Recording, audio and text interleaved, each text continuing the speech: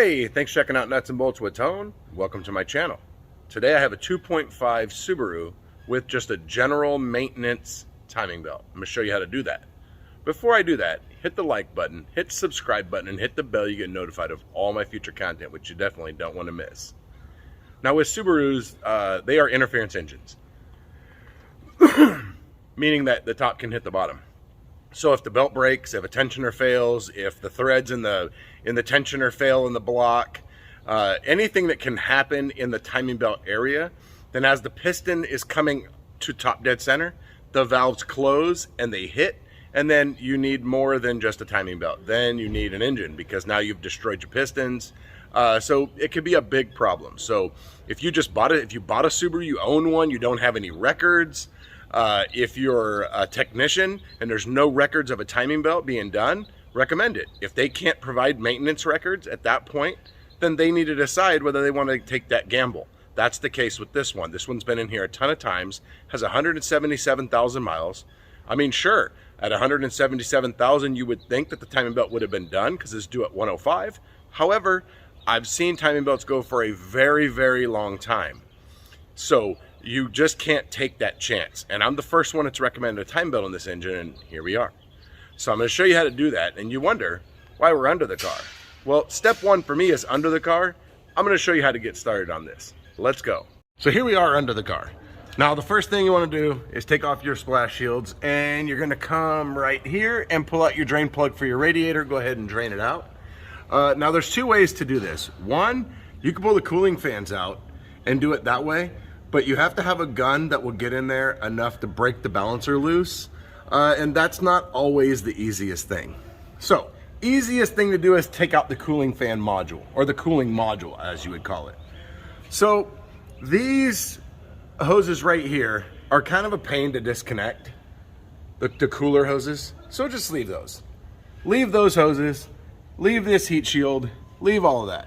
So we're just gonna come over here, and we're just gonna take the transmission cooler hoses over here, and we're gonna take these off, and then you can put caps over these lines, or you could put a rubber hose and just put a U on it to keep the tranny fluid from leaking out.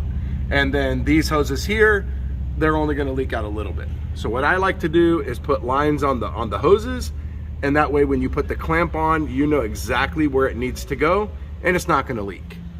Next step you wanna do, it all depends on what you're doing. If you're not replacing hoses, okay, you can leave this hose connected, just disconnect it there, and it's one less connection you have to worry about.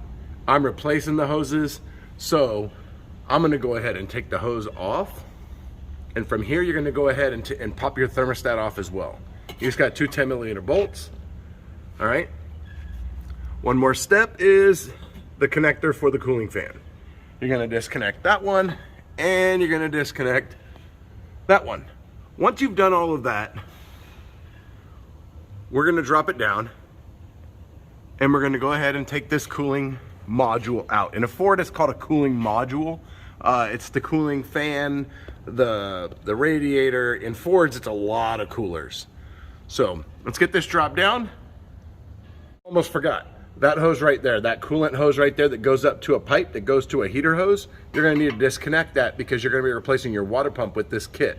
Again, draw a line so you know where your clamp goes.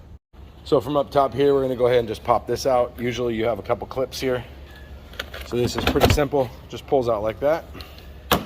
Just throw that over there. We're gonna go ahead and take off the both of the radiator support clamps. You can leave all this connected because remember, we're removing this whole thing. Now what I was talking about is, let me pull this upper hose off. I'm gonna show you what I was talking about. So the one way to not remove the radiator is you could remove the cooling fans. And if you have a small half-inch gun like this, you could use this with a Capri Tools shallow socket, and you could put it on there like that. Or if you have one of these flex head impacts, you could actually take this with a regular socket, and you could see with the radiator fans out, you could actually come right down here in between the radiator and the balancer and break the bolt loose and get the bolt out and take the balancer off with only taking the cooling fans out. So that is another way to do it without removing this whole assembly. Okay. My balls is.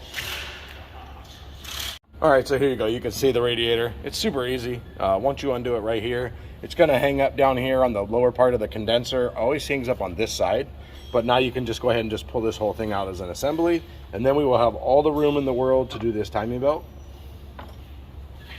Radiator is out. Now you can see we have a ton of room.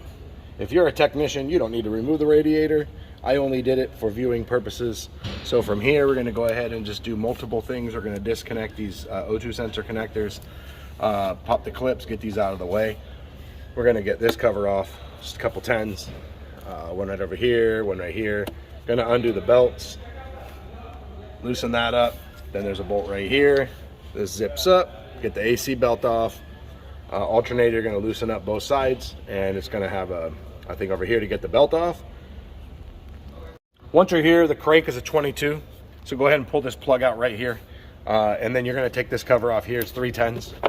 It's going to take that off. Now, keep in mind these 10s are different than the ones in the other timing belt cover. So these 10s are just a flat bolt. All the bolts for the other cover, they have a shoulder on them, except for one bolt, and I'll show you how that goes. But from here, you're going to go ahead and just take this cover off, and that. Now the mark on the crank is really, really small. You can see it right there, just barely see it. So you can see I have it lined up at 0. All right, well, it's hard to tell with my ratchet in the way. But what you're looking at here is you're going to see, you're gonna see the arrow pointing up. That shows you that you're on the right stroke. And then also on this one, see the arrow. Okay, so the crank turns, for those of you that don't know, the crank turns 2 times for every 1 time of the cam. So you could roll this crank over and put this mark here, and this arrow would be pointing down.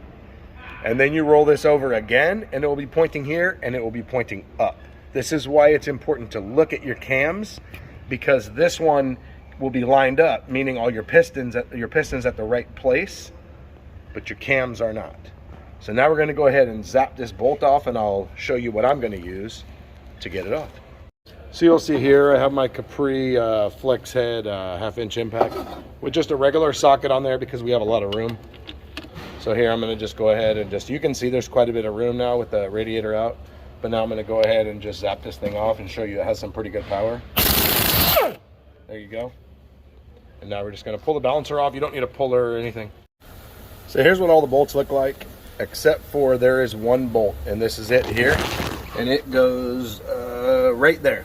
So right there where this hump is here, this bolt is a shoulderless bolt, just like the ones for the driver's side cover. So here's how I do this timing belt. There's many ways to do it. I go trying to find a good view here to show you. So I try to put a mark right here, like on a notch of the belt. So I mark the belt to the sprocket, okay? And I come over here and I mark the belt to the sprocket. Now the way you're supposed to confirm that this is lined up, did you see that dot? It's supposed to line up with that line right there. And the arrow here lines up with this line in the cover. See if I can show you that. Okay. And then over here, same thing. This arrow lines up with the split in the cam cover. And then right there, I mark that one. Now you can see this one here. This car has 177,000 miles. No one's ever recommended this belt. Look at that thing. It was about to snap. This is about to have a motor. If I hadn't have recommended this, it wouldn't have lasted much longer. So the way I do these timing belts is I hold up on this pulley right here and I take this pulley off, and then from there the belt gets loose and then you can loosen it up. Now this pulley will free spin side to side with no tension. This pulley, if it's not exactly straight, it's gonna spring one way or the other. So not a big deal, as long as you have it close, it won't hurt anything. And then we're just gonna be taking all of this off. The other way to do it is you could try to pry up on the tensioner, and if you had a pin, you could put the pin in, I don't ever do it that way, but I mean, you could try to do it that way. So here's what it looks like with it off. Now this is the one pulley that has a back to it, and this is the last pulley I put on. So when I put the timing belt on, I put it on all like that, and then I bring this one up and I pull it up in the back, and then I put this pulley in, and then once I make sure all my paint marks line up, I'll pull the pin. But anyways, this is the first one I take out and the last one. So from here, we're gonna go ahead and just unthread the belt. You can undo the pulleys, undo the tensioner, get the belt off, and then we're going to be replacing all these pulleys and the water pump. All right, so on this engine I was wrong. This one actually will not stay in place. The slightly older one I'm doing has the exact same setup, and that cam actually does move, and it can move side to side. On this one actually wants to spring this way. It's not going to stay here. So anyways, so you can see I have the belt all off. One thing about the components is this tensioner has a washer behind it, and a lot of times there's an O-ring, but when you take it off, a lot of times your O-ring will be gone and this washer will drop. Toyotas are the same way. They have this same setup. So you want to make sure. And then your water pump has 6 bolts. I'm gonna go ahead and pop that off. We're gonna get that all clean, and I'll show you what the torque spec is to put that back on. You want to make sure you get a good timing belt kit. So this one here, it had an ASIN water pump, which is what's on it. So this one came with a metal gasket, which is what you want. I'll show you how to set this up. So this one's not as bad, but you'll see right there, you see all that garbage on where the upper hose connects. All right, you want to clean that off with you can use a wire brush, you can use some sandpaper, you can use a pick, some brake clean, whatever. This one is a lot worse, I should say. So I'm gonna go ahead and get this cleaned up, get this all sanded up and nice and clean. And we're gonna go ahead and get it mounted on our water pump. We'll have a rubber gasket that goes in there. And we're going to get the thermostat ready to go in. I'll show you all the torque specs. There's the torque specs right there for the water pump and the thermostat, 8.9 foot-pounds or 106.8 inch-pounds.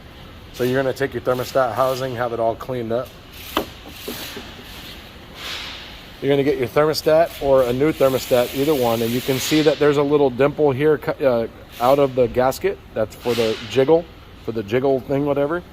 So your little jiggle ball is going to go there. So you're going to just set this in, and it goes straight up. All right, and so from here, we're going to go ahead and put our cover on.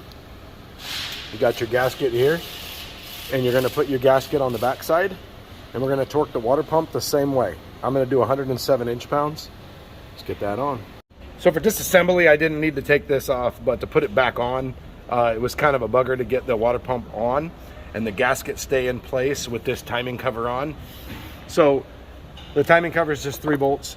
And the sprocket, it's not a big deal. You can usually just zap it off with a gun or use a spanner wrench like this to hold it and break it loose. Either way, it's not too bad. So you want to do your 106.8 inch-pounds, and you want to go crisscross. And they say to do it twice. I do it like 4 times just to make sure that every single bolt is torqued to 107. I do 107 inch-pounds. So now that that's on, I'm gonna put this cover on, this cam sprocket, and then I'll show you what to do after that. So here's my next step. Once I've got all the pulleys on, I lay the old belt on the ground like this with my marks, and I lay the new one on top, and I find a spot and I mark it in the exact same spot. I walk the belt around all the ribs, mark the next one, and then I go back one more time and double check, make sure they all line up.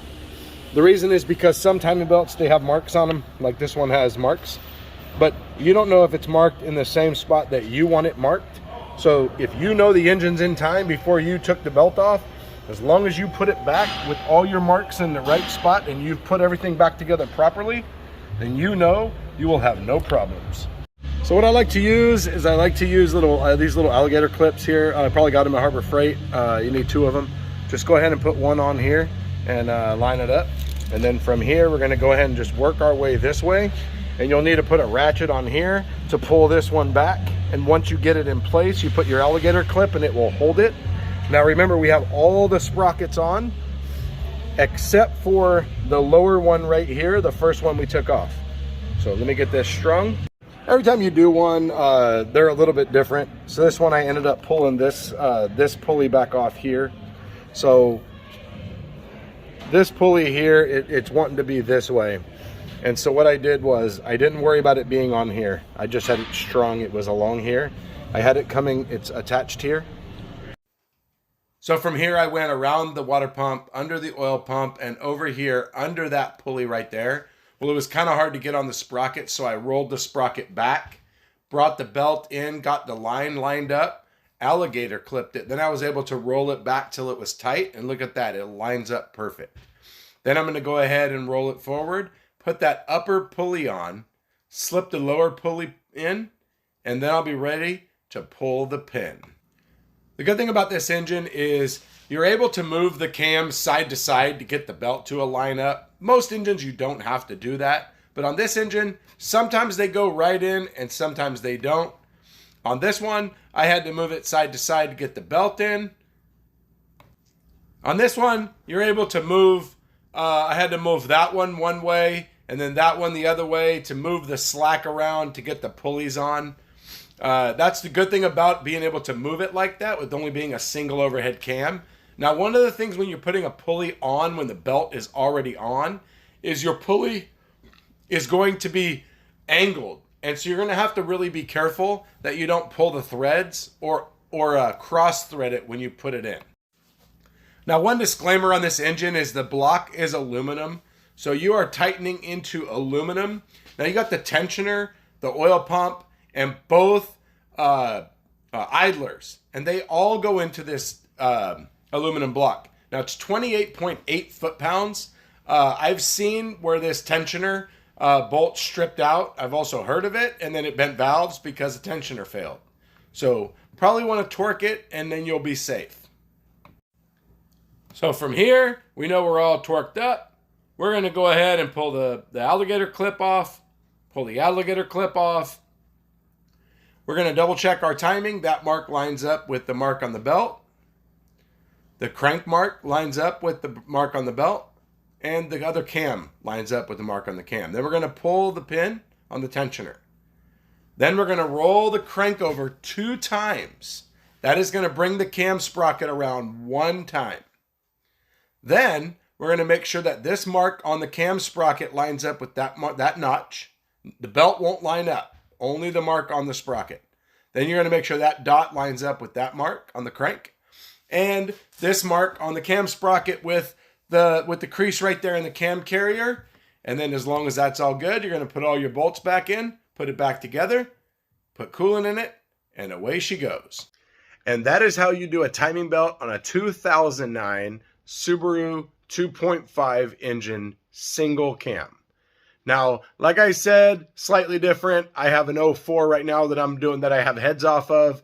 And like I said, the passenger cam, it allows more movement. It doesn't have a spring to it. So slightly different differences in the engines, but the timing belt setup is the same. The way you do it is the same. So thanks for watching the video. Hit the like button, hit the subscribe button, hit the bell. You get notified of all my future content, which you definitely don't want to miss. Thanks for watching the video. I'll see you next time.